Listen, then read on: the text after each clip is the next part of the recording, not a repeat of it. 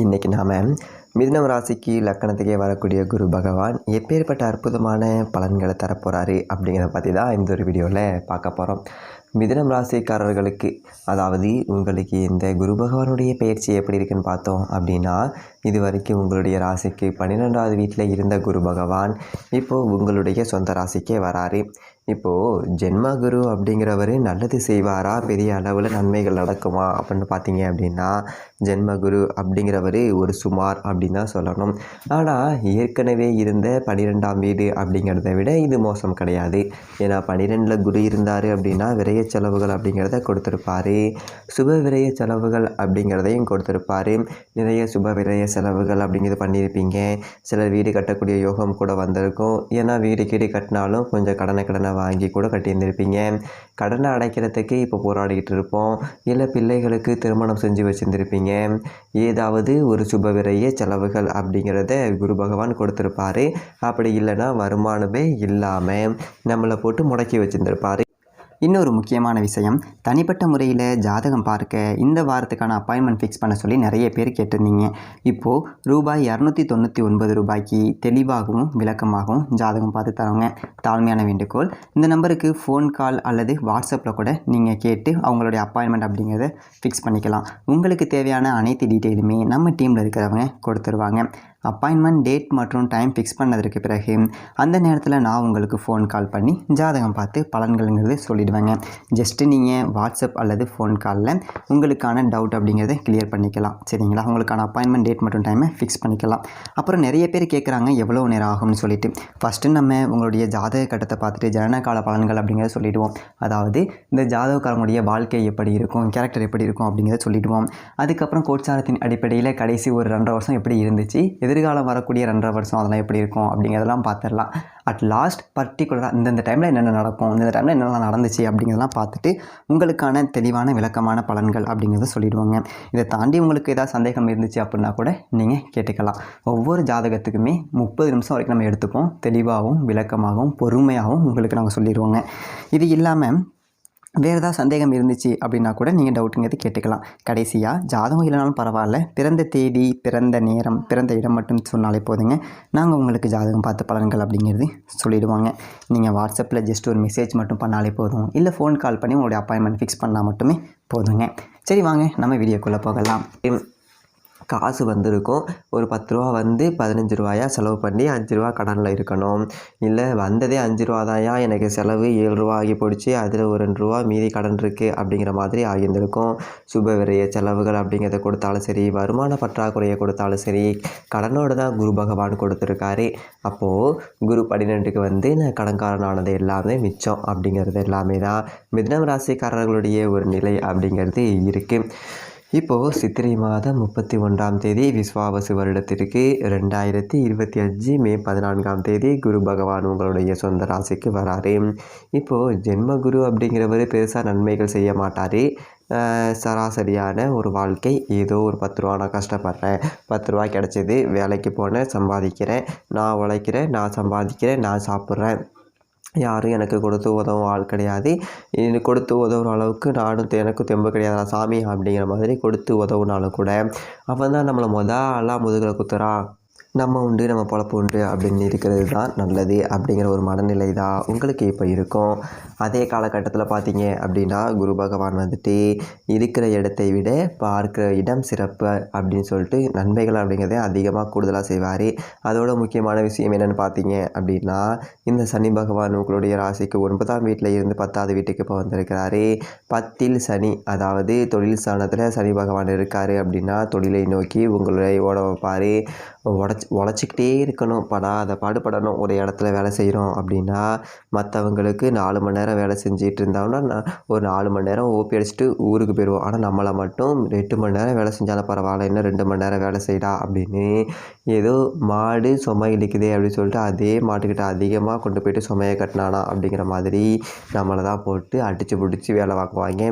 பரவாயில்ல, அதை பற்றி பெருசாக நினைக்க வேண்டியதில்லை. ஏன்னா சனி பகவான் 10ஆம் இடத்துல இருக்கார் அப்படின்னா சனி பகவானுக்கு உழைப்பு தான் ரொம்ப பிடிக்கும், வேர்வை தான் ரொம்ப பிடிக்கும். உடம்புல இருந்து வேர்வை வெளியில் வரணும், அந்த அளவுக்கு உங்களை உழைக்க வைக்கிறாரு. ஏன்னா சனி பகவான் உங்களுக்கு நன்மைகள் செய்ய போகிறாரு அப்படின்னு அர்த்தம். அதோட குரு பகவானுடைய பார்வை அப்படிங்கிறது உங்களுடைய சொந்த ராசியில் இருந்து 5, 7, 9 இந்த 3 வீட்லேயும் போயிட்டு விழுகுது. அப்போது உங்களுடைய சொந்த ராசிக்கு 5ஆம் இடம் அப்படிங்கிறது துலாம் ராசி.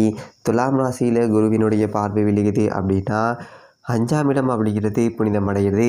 பூர்வ புண்ணியஸ்தானம், புத்திரஸ்தானம். அப்போது பிள்ளைகள் இல்லாதவர்களுக்கு பிள்ளைகள் கிடைக்கும்.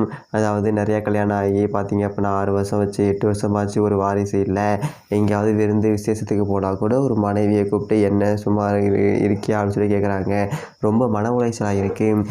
இதனாலே நாங்கள் எங்கே பெருசாக வெளில பக்கம் போகிறதில்ல. நானும் வேண்டாத கடவுள் இல்லை, போவாத ஆலயங்கள் கிடையாது, என்னென்னமோ வைத்தியமோ பண்ணி பார்த்துட்டேன். ஆளுக்கு ஒரு டாக்டர் சொல்கிறாங்க, எல்லாரையும் போய் பார்த்துட்டேன். ஆனால் அந்த வாரிசு இல்லாமல் போயிடுச்சு அப்படின்னு சொல்லிட்டு கடந்தவங்களுக்கு எல்லாமே இப்போ புத்திர பாக்கியம் அப்படிங்கிறது கிடைக்கும். குரு பகவான் அந்த அருளை நிச்சயமாக உங்களுக்கு அருள்வார். அதில் எந்ததொரு மாற்றமும் இல்லை.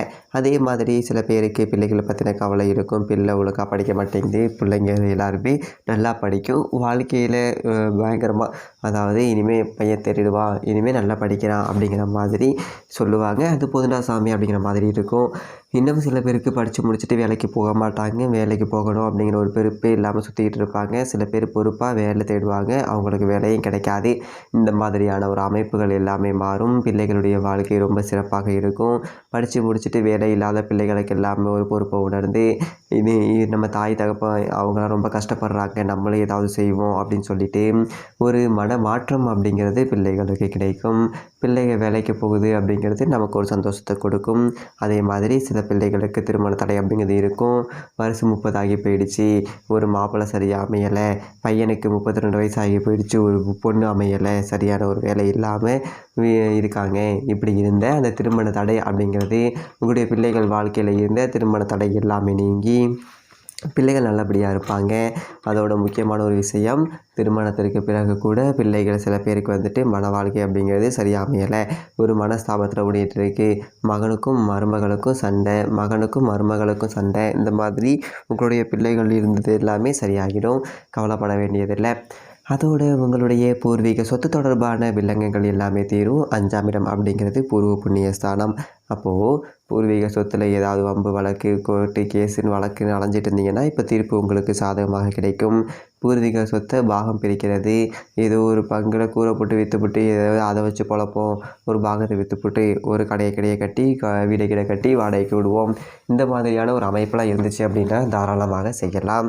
இந்த நேரம் அப்படிங்கிறது ரொம்ப நல்லா இருக்குது. அதே போல் ராசிக்கு 7ஆம் வீட்லேயும் குரு பார்வை அப்படிங்கிறது விழுகுது. இதுதான் திருமண தடை அப்படிங்கிறத நீக்கக்கூடிய ஒரு அமைப்பு. பிரிந்த கணவன் மனைவி ஒன்று சேரக்கூடிய ஒரு அமைப்பு. இது எல்லாத்தையுமே நீங்கள் சரியாக பயன்படுத்திக்கலாம். அதோட ஒரு இடத்துல வேலையில் இருக்கேன், பல வருஷமாக வேலை செஞ்சுக்கிட்டு எப்படி தான் இன்னொருத்தருக்கு போயிட்டு நான் போயிட்டு முட்டியை தட்டிகிட்டு இருக்கிறது, நமக்குன்னு ஒரு 10 ரூபா எப்போ நம்ம சேர்த்து வைக்கிறோம் போகிறோம், நம்ம ஒரு தனியாக ஏதாவது தொழில்களை தொடங்குவோம் அப்படின்னு சொல்லிட்டு நினைக்கிறவங்களுக்கு எல்லாமே இப்போ வேலையை விட்டுட்டு ஒரு சொந்த தொழில் தொடங்கக்கூடிய ஒரு யோகம் அப்படிங்கிறது இருக்குது. எவ்வளோ நாள் தான் நானும் கூலி வேலை செய்கிறது, தொழிலாளியாகவே இருக்கிறது, முதலாளி ஆகணும் அப்படின்னு சொல்லிட்டு நினைக்கக்கூடியவங்களுக்கு இந்த தொழிலாளிகளை முதலாளியாக ஆக்கி மாற்றப்போட ஒரு பார்வை தான் இந்த குரு பார்வை 7ஆம் இடம். இது நண்பர்கள் உங்களுக்கு ஆறுதலாக இருப்பாங்க, ஆதரவாக இருப்பாங்க. தொழில் பண்ணணும், என்னடா பண்ணலாம் அப்படின்னு சொல்லிட்டு ஒருத்தவங்கள்ட்ட கேட்டிங்க அப்படின்னா நம்ம ஊருக்கு இது செட் ஆகும், இதை பண்ணு அப்படின்னு சொல்லிட்டு ஒரு ஐடியா கொடுப்பாங்க. அதன் மூலியமாக நமக்கு வந்துட்டு ஒரு மாற்றம் அப்படிங்கிறது வரும். சரி போ இறங்கி தான் பார்த்துருவோமே அப்படின்னு சொல்லி இறங்குவீங்க. அதுக்கு நேரம் அப்படிங்கிறது நல்லா இருக்குது. அதே மாதிரி 9ஆம் இடத்துல குரு பார்வை அப்படிங்கிறது விழுகுது.